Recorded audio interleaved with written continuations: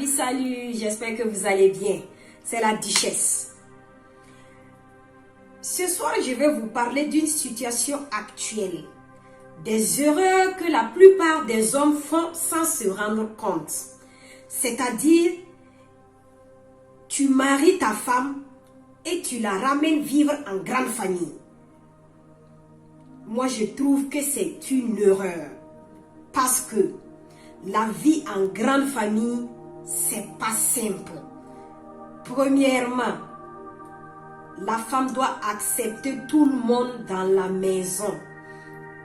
Tes soeurs, tes frères, ta mère, ton père, ainsi que toi-même. C'est pas simple.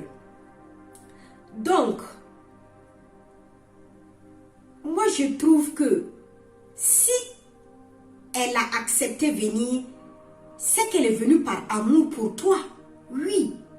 Mais pas pour venir, je sais pas pour venir être à la merci de tout le monde dans la maison. Est-ce que vous voyez? Parce qu'à un moment donné, ça met mal à l'aise. Ça met mal à l'aise parce que tu as une belle-mère à côté de toi que tu dois toujours respecter. C'est vrai, on doit respecter la belle-mère. Mais si il faut vivre avec elle, je vous assure que ça ne sera pas facile. Parce que de eux, il faut chaque fois contrôler ton comportement. Il faut contrôler tes habitudes. Il faut tout contrôler à la fin. Donc, à la fin, vous ne mettez pas votre femme à l'aise. Et encore, il y a les belles sœurs qui sont là. Il y a les beaux-frères qui sont là. Tous les jours, il y aura quelque chose à dire. En fait, si c'est une famille peut-être où tu es le seul fils, ça se comprend.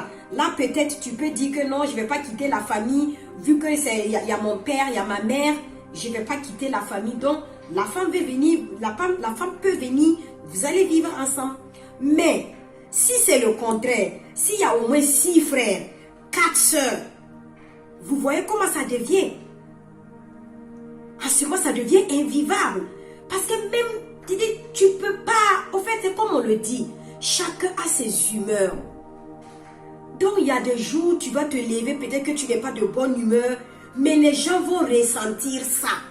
Mais, si par exemple, vous étiez ailleurs, vous avez peut-être pris une location ailleurs, vous vivez à 2, et de temps en temps, vous partez rendre visite à la grande famille, moi, je trouve que ça encore, c'est plus intéressant. Parce qu'en ce moment, on ne va pas trop sentir caractère de tout un chacun, le mauvais côté ou bien le bon côté, on ne va pas trop sentir. Ou bien le comportement. Parce que vivre avec quelqu'un, c'est à part. Être avec quelqu'un, c'est à part. Parce que de temps en temps, vous allez aller rendre visite à la belle famille. Mais carrément vivre avec la belle famille, je vous dis que ce n'est pas facile. Parce qu'il y a même eu des témoignages. Si vous voyez même la plupart des foyers où la femme est en grande famille, chaque fois il y a toujours des petites histoires. Les histoires n'en finissent jamais dans cette maison. Chaque fois c'est lui là qui a fait ça. Elle a dit ça. Mon frère a dit ça. Ma mère a dit ça. Pourquoi tu as fait ça? Il y a trop de pourquoi là-bas. Donc mes frères, de grâce, quand vous voulez vous marier, soyez sûr que vous avez une situation qui peut vous permettre de quitter la grande famille. Allez prendre une maison en location en attendant que vous ayez les moyens pour vous construire une maison. Oui. Et pour moi, si vous n'êtes pas prêt aussi pour ça, moi je pense que le mariage peut attendre.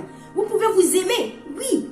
Je ne dis pas de ne pas vous aimer. Vous pouvez vous aimer parfaitement. Vous pouvez faire ce que vous voulez. Mais prendre la femme, venir mettre à la maison en grande famille, je pense que c'est-à-dire, tu l'amènes dans des problèmes. C'est-à-dire, tous les jours, quelqu'un aura quelque chose à dire.